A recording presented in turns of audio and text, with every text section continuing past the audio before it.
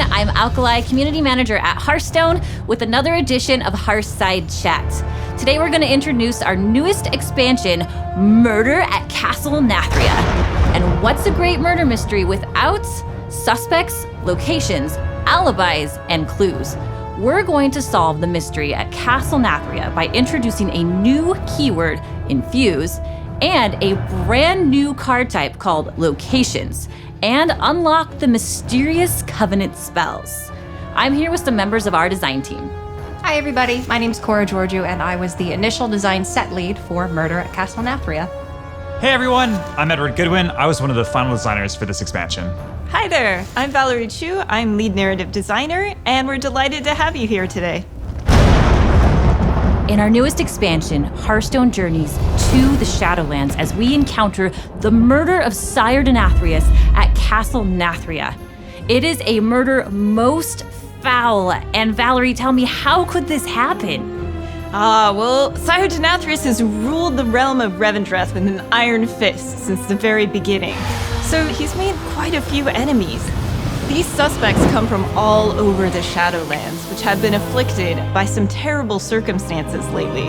The main source of energy for the Shadowlands is called anima. It's like this life essence, and it's in very short supply. They call it an anima drought. So there are many, many different motives for all of these different suspects. But luckily, we have the inimitable Murloc Holmes on the case to use his cunning wit and powers of deduction to figure out what has truly occurred.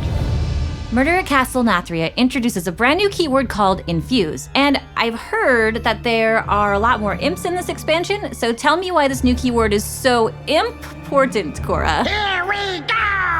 Well, you've heard correct. There are certainly going to be some imps in this set, and Mischievous Imp is just the first one.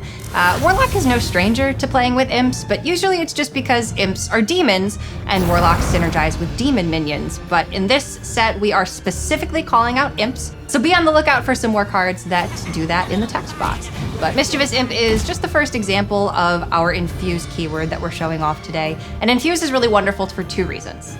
First being, it tells a story. So these cards will upgrade in your hand after a certain number of friendly minions die on your board, and that's because they're soaking up the anima of their fallen brethren, and it's empowering them in hand. So they're going to power up, they're going to transform into upgraded versions of themselves, and they're also going to get a new art piece, which is going to show, how the anima is affecting these cards in your hand, which is really cool because it lets us tell a story. And the second reason why Infuse is a great keyword for this set is because it incentivizes the gameplay that we want to see. We've been talking across this whole year so far about how we want to bring Hearthstone sort of back to its core gameplay of board-based combat and minion-centric combat. And Infuse incentivizes you to go wide on board, play lots of minions, and then your future turns are going to be so much more powerful because you're going to have all of these infused cards in your hand. So Anima was a big win for us because we felt it really ticked both of those boxes. To all who sought to kill me, you failed.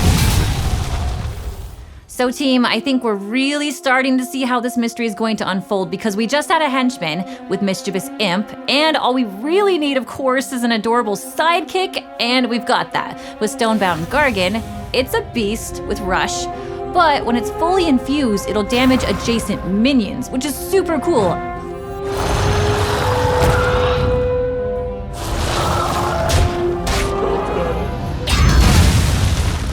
Every great murder mystery has a ton of different elements to it, one of which is a convincing disguise for one of our suspects.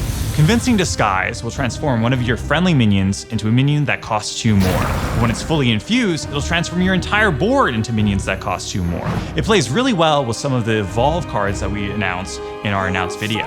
But while we're here, I think there's more to talk about with Convincing Disguise. You might notice that it features Brukan, one of our mercenaries from last year, who sacrificed himself to save his fellow mercenaries in the raid on Onyxia's lair. I wouldn't be surprised to see a lot of well-known characters from Hearthstone's past show up in the afterlife in the Shadowlands. So far, we've seen a henchman, a disguise, and of course, our adorable sidekick. But what we don't have yet is our location. And Castle Nathria is such a great setting because there's so many places to, commit a crime. We could go to the Sanguine Depths, the Muck Pools, or I think the Vile Library is pretty great. What do you think, Cora? I think it's pretty impressive, and we've certainly got a lot of imps that are being very mischievous in the Vial Library. The Vial Library is the Warlock class location, and if you have a lot of imps on your board, you're going to be able to buff one of those imps with the use of the Vial Library's activatable ability. And it's important for me to call out here that locations are a brand new card type.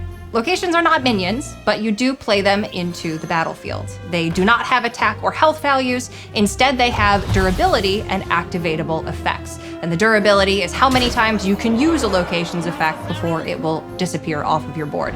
So you can use this activatable effect for free. It doesn't cost any mana. You can use it as soon as you play the location, but after you use the effect of a location, it will be on cooldown for 1 turn.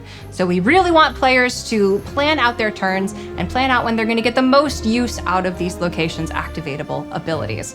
And locations, you're absolutely correct, are a wonderful way for us to show off settings in Hearthstone, which is a really important part of our expansions.